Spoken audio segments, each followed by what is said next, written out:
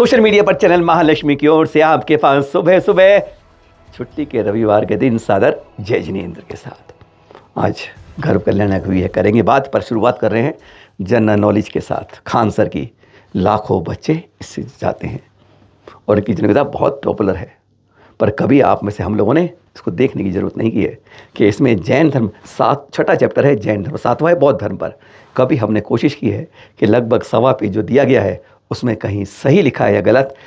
लाखों बच्चे यहाँ, सरकार की संस्कृति वहाँ, यानी हर जगह से इस तरह जब हमले होते हैं तो अपनी संस्कृति को सही रूप में प्रस्तुत हम नहीं कर सकते, कारण हम सब पे टाइम नहीं है इन बातों का, फिजूल की बातों का। संस्कृति बचाने के लिए यह नहीं है हम नए मंदिर और नई मूर्तियों को परिचय कर सकते हैं, एक दूसरे बात कर सकते हैं, लेकिन ये नहीं कर सकते। दिखाते हैं इस किताब के 2 पन्नों के अंदर क्या क्या लिखा है। ये क्या लिखा है? स्वामी भद्रभाव के अनुयायी रूढ़िवादी थे, रूढ़िवादी, और श्वेतांबर समाज के सुधारवादी। क्या गजब की बात है। जब हम जानते नहीं इसके बारे में तो बस इसी तरह की बात होती है। रूढ़िवादी का मतलब अभी भी उस काल से लेकर आज तक वो नग्न रूप में रहते हैं, उसी तरह की चर्या निभाते हैं, पग यात्रा करते हैं, चप्पल आदि कुछ नहीं पहनते हैं, कोई वस्त्र नहीं ग्रहण करते हैं, उसी तरह के कमरों में लेके बैठते हैं, कहीं किसी को चढ़िया, और जिसने दिया दीप लमता भक्ति उसी से आहार लेते हैं। ये कहते हैं रूढ़िवादिता। गजब की बात है। अपने पुराने संस्कारों को, उस चर्या को जीवंत रखना कहते हैं महानतम बात है, और यह इनको रूढ़िवादिता दिख रही है। गजब की बात है। खान सर कम से कम सुधार लीजिए अपने को, पत्र भेजेंगे आपको। पर यह अफसोस है कि कई बार अनजाने में ऐसी भयंकर भूल कर जाते हैं कि जो किसी को पता नहीं चलती। अरे जब ये चैप्टर लिखते हो उस धर्म के लोगों से कुछ चर्चा कर लिया करें। जैन धर्म की शुरुआत में गजब की बात होती है। 21वें तीर्थंकर भी नेमिनाथ और 22वें तीर्थंकर नेमिनाथ, हाँ, इन्होंने अरिष्ट नेमि को नेमिनाथ से अलग कर दिया है। 21वें तीर्थंकर हैं नमीनाथ, मित्रधरकूट से मूल सुनाने वाले हैं, और जो कि 22वें तीर्थंकर हैं गिरनार जी की उज्जैन शिखर से मोक्ष जाने वाले, जिनका 2 जुलाई को मोक्ष कल्याण रहेगा। कभी हमने सोचा है? और 21 दिन का बैसाख कृष्ण चतुर्दशी को आता है। हम नहीं सोच पाते कि इतनी बड़ी भूल ये कर जा रहे हैं, यानी 21 से 22वें को एक ही में जोड़कर एक बता रहे हैं। इसमें सारे के सारे लगता है कि एक पक्ष को लेकर किताब लिख दी गई। आज हमारे में इतने जागरूक तो विद्वान है, ना कोई प्रोफेसर, ना कुछ, कि कहीं जाएं तो इस बात को सामने रख सके। नहीं, फुर्सत ही नहीं है, समय ही नहीं है। कारण है जब जेब गर्म नहीं है तो हम यही कमी है हमारी संस्कृति पीछे। ये देख रहे हैं, अब ये क्या देख रहे हैं? नरेश की जो थी चंपा, वह पहली आरिका थी, और हर कोई जानता है ऋषभनाथ जी के समय पहली आरिका के रूप में ब्राह्मी और सुंदरी आरिकाएं बनी थी, प्रमुख आरिकाएं बनी थी। पर यहाँ पर इस तरीके से दिखाया जा रहा है नरेश दधिवाहन की पुत्री को। इसी में और नीचे लिखा है, गजब का लिखा है कि महावीर स्वामी के मोक्ष के समय पता है कहाँ हुआ था? कहते हैं राजमहल में हुआ था। हे भगवान, श्वेतांबर भाइयों, दिगंबर भाइयों, आज भी मानते हैं पावापुरी के सरोवर के बीच में, जहाँ आज भी चरण स्थापित हैं, बीच में महावीर स्वामी के, बाईं तरफ सुधर्म सागर जी के, और तीसरी इधर दाईं तरफ गौतम गणधर के। और गजब की बात ये लिखी है कि उनके समय में जब उनकी मोक्ष हुआ तो कोई उनका शिष्य जीवित नहीं था, केवल सुधर्म सागर थे। क्या बात है। कार्तिक कृष्ण की अमावस की शाम को गौतम गणधर को केवल ज्ञान होता है, मरने के बाद नहीं होता। मोक्ष, मरने और मोक्ष दोनों में फ़र्क है। मरते हम और आप हैं, कहते हैं जीवन मरण के चक्कर में, और मोक्ष एक बार गए तो दोबारा जन्म मरण का हिस्सा ही खत्म, सिद्धालय में विराजमान। 468 ईसा पूर्व में लिखा है इसमें, जबकि हर कोई जानता है कि मोक्ष तिथि कार्तिक कृष्ण अमावस 527 ईसा पूर्व थी।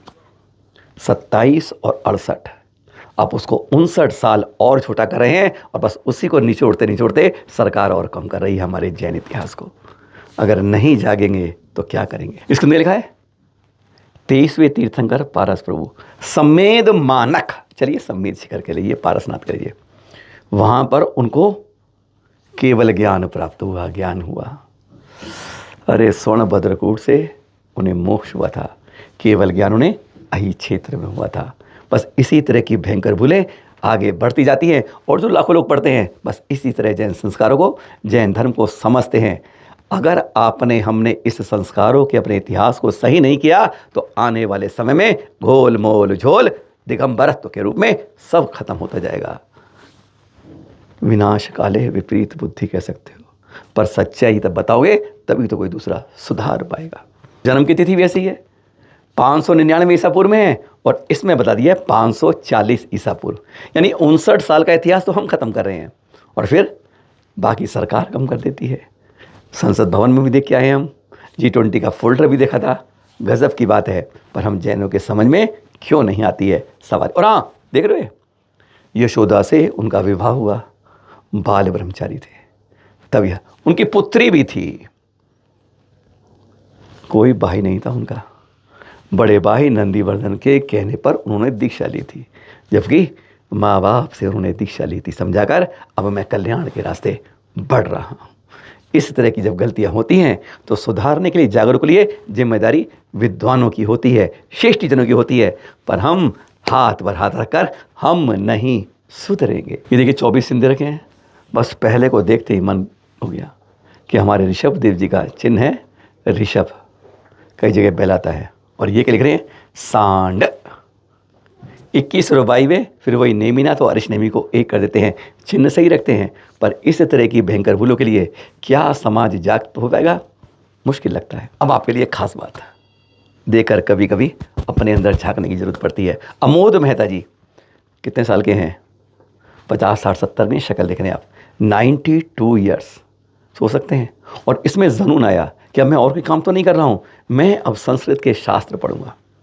यूनिवर्सिटी में पहुँचे, 2 साल का डिप्लोमा, भर्ती हो गए। पूरे यूनिवर्सिटी के अंदर 92% लाकर सेकंड आए हैं और कहते हैं मुझे और कुछ नहीं चाहिए, मुझे तो अपने प्राचीन ग्रंथ पढ़ने थे, केवल इसलिए 2 साल का डिप्लोमा किया था। गजब का जज्बा और गजब की शक्ति। हम 30 40 50 में भी कुछ नहीं कर पाते। ये चित्र दिखा रहे हैं आपको, मुरादनगर के जीवन आशा हॉस्पिटल, 6 साल हो गए हैं और अब आगामी इस 20 मई को, जी हाँ परसों, इसके कैंसर केंद्र का शुभारंभ हुआ। गुरुवर आचार्य सौरभ सागर जी यहीं पर हैं, जी हाँ। अभी ये चित्र देख रहे हैं, हेमचंद जी जो ऋषभ विहार दिल्ली के हैं, उन्होंने एम्बुलेंस यहाँ दी है। जम्मू प्रसाद जी ने, उनकी टीम ने पूरी मेहनत करके इस कैंसर को इतने शॉर्ट पीरियड में तैयार कर दिया है और उसका कहते हैं शुभारंभ होना है इस 20 में। कभी कोशिश कीजिएगा आने को, वहाँ पे कई श्रेष्ठ डॉक्टर जाएंगे, कुछ बताएंगे और फिर गुरुवार के बाद इसका शुभारंभ होगा। अखिल भारतीय जैन पत्रकार संघ कहते हैं सबसे बड़ा संघ, हार्दिक हुंडिया जी इनके हैं।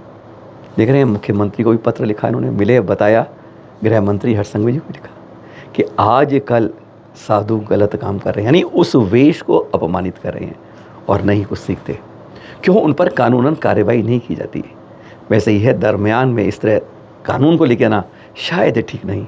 समाज में ही उन बात की व्यवस्था होनी चाहिए कि समाज को अधिकार मिलके उस तरह का वो जो देना है, चाहे दंड कहें, चाहे सुविधा कहें, चाहे कुछ भी कहें, उन्हें सही रास्ते की उन्हें वह करें तो ज़्यादा अच्छा है। नहीं तो चर्चाएं हमारी कहाँ कहाँ तक पहुँचेंगी। उनको आश्वासन दिया गया है हर्ष संघवी जी ने कि हम प्रयास करेंगे कानूनी सीमा में क्या क्या कर सकते हैं। खबर थी, दिखा दी आपको। और अब बात करें जो खास आज गर्भ कल्याणक दिवस 11वें तीर्थंकर श्रेयांश, हाँ 10वें तीर्थंकर शीतलनाथ जी ना, उनके लगभग 1 करोड़ सागर और 100 सागर के अंतराल के बाद आए थे सिंहपुर के महाराजा विष्णुराज की महारानी, कुछ कहते हैं रेणु देवी का भी लगा था, कहीं सुनंदा देवी का जाता है, उनके गर्भ में आज के दिन आते हैं। और इस गर्भ में आने से 6 माह पहले ही सौधर्म की आज्ञा से कुबेर उनके राजमहल पर सिंहपुर के अंदर 3.5 करोड़ रत्नों की बरसात, जन्म कल्याणक तक, सोच लीजिए 15 माह तक। कुछ जगह उल्लेख है शास्त्रों में 3 पहर सुबह दोपहर शाम, और कुछ में है 4 पहर सुबह दोपहर शाम रात।